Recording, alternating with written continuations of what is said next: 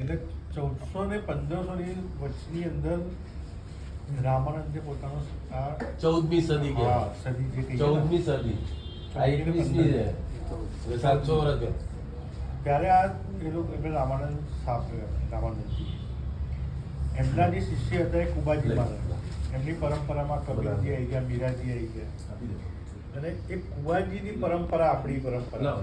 એટલે કુબાજી મહારાજ ત્યાંથી ગુરુ ભગવાન અને રાઘુ ભગવાન નીકળ્યા એ અમદાવાદમાં આવ્યા ત્યારે આ ખેતર આ ખેતરમાં એ બેઠા ને અહીંયા એટલે વાર્તા તો આપણી બહુ જ લાંબી છે કદાચ આખી રાત નીકળી જાય થોડી થોડી કહેવા જઈએ ને પણ અહીંયા એમણે 2-3 એવા ચમત્કાર કર્યા જેમ કે અહીંયાથી પાણી ઉપર ચાલીને અહમદ શાહ બાદશાહને મળવા ગયા ત્યાં તો બ્રિજ નહોતો પછી અહમદ શાહ બાદશાહે એમને 1.25 મણ અફીણ પીવા માટે આપી એને એમની નાગડી બનાવી હતી એમણે એને ઉતારી દીધી અને ઉતારીને જાંગમાંથી કાઢીને બતાવીએ પછી એમને જમવાનું આપ્યું ત્યારે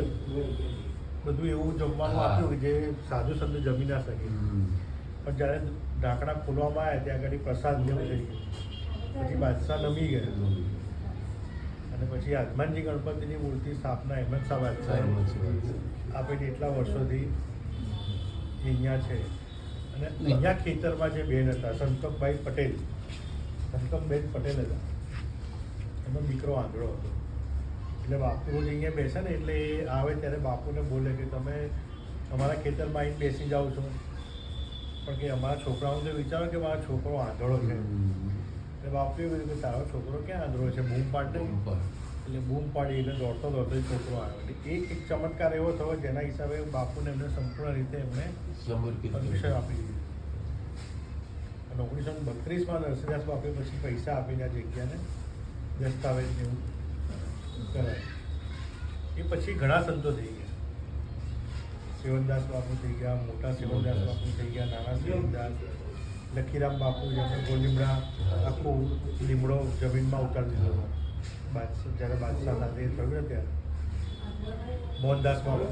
જેમણે જીવિત સમાધિ લીધી સમાજને બોલાવીને લીધી આપણા સમાજના જે માણસો છે એમને બોલાવીને એમણે જીવિત સમાધિ લીધી અને એવું કીધું હતું કે જ્યાં સુધી હનુમાનજી મને અડે નહીં ત્યાં સુધી મારી પાલખી ના અને એ બનાવ પણ બન્યો હતો ત્યાં કે ભાઈ સાંજના ટાઈમે જ્યારે સમાધિ લીધી ત્યારે મંદિર આખું સુમસાન થઈ ગયું હતું અને બધા હસતા હતા કે બાપુએ સમાધિ તો લીધી પણ હવે હનુમાનજી થોડા આવવાના અને ત્યારે આખા મંદિરમાં ગોળીમાં વાંદરાનું ટોળું આવ્યું અને આવીને નીચે ઉતર્યું ને પાલખીને અડ્યું ત્યારે લોકોને એ ચમત્કાર ખબર પડી કે ભાઈ ખરેખર આ સત્ય સાબિત થયું એટલે એમની પણ અહીંયા જીવિત સમાધિ છે ગુરુ ભગવાનની જીવિત સમાધિ છે નરસિંહદાસ બાપુના બી ઘણા કિસ્સા તમને કિસ્સો છે કઠવાળાનો કિસ્સો છે પછી અમને ઘોડાનો પણ કિસ્સો છે ઘોડાને કોઈ ધાર્યું પાડી દીધું આખું ગળું કપાઈ ગયું હતું છતાં ઘોડો મંદિરે આવીને જ ઉભો રહ્યો ત્યાં જ મરી ગયો ત્યાં સુધી બાપુ નીચે ના ઉતરવા દીધા આ નરસિંહદાસ બાપુનો કિસ્સો છે એટલે એવા ઘણા કિસ્સા છે આજની તારીખમાં એટલે 2025માં પણ અહીંયા ઘણા લોકોને એવા ચમત્કાર થાય છે કે અહીંયાથી દોડીને ભાગી જાય આપણે ભૂતકાળની વાત તો કંઈક અલગ હશે હું આજની સ્ટીલ કન્ડિશનની વાત કરું છું કે ઘણા લોકો એવા કવમંડના અંદર ઘૂસી જાય કે તમને ચમત્કાર થાય છે આજુબાજુમાં જેટલા લોકો રહે છે એ દિવાલથી 1 ફૂટ દૂર પોતાનો પલંગ રાખે છે અત્યારે તમે કોઈના પણ ઘરમાં જઈને જોશો તો ગુરુ ભગવાનની જે દિવાલ છે એનાથી 1 ફૂટ દૂર એમનો પલંગ છે અને એમના મોડે તમે સાંભળજો કે દિવાલને અડાડે કદાચ તો એમને શું થાય છે શું અનુભવ થાય છે આપણે એ જગ્યામાં છીએ આપણા માટે સર્વશ્રેષ્ઠ વાત આપણા ભંડારામાં કે ભાઈ જે જગ્યાએ આપણે ભંડારો કર્યો એ જગ્યાએ ખરેખર તો પહેલાં નદી હતી સાબરમતી આપણે અહીંયાથી બહાર નીકળો એટલે 10 ફૂટે નદી હતી અહીંયાથી આપણી જમીન બધી નદીમાં જ આપણો આખો ભંડારો નદીમાં આપણે ઉઠ્યો જે ગુરુ ભગવાન ચાલીને ગયા હતા એ જ ભંડારો આપણે આજે નદીના પટમાં જ આપણે જરા દર્શન કરી દીધું